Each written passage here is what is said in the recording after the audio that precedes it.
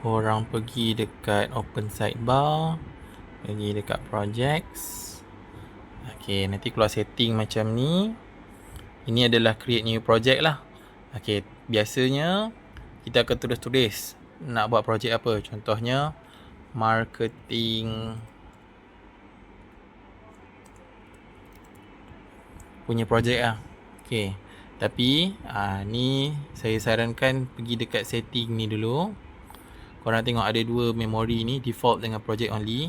Okay, kalau default, project can access memories from outside. Maksudnya dia boleh pergi dekat chat yang terdahulu, okay, yang di luar folder ataupun project. Kalau korang nak dia tersimpan dalam project only, then korang boleh ambil yang ini saja.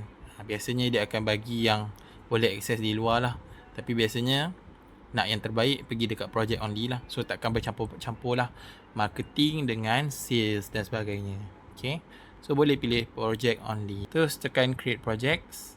Okay, so kita dah ada folder untuk marketing, khas untuk bincang pasal marketing saja.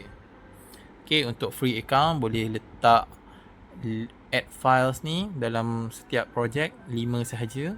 Tapi kalau yang berbayar boleh letak banyak lah, 20 tak silap saya. Alright, thank you.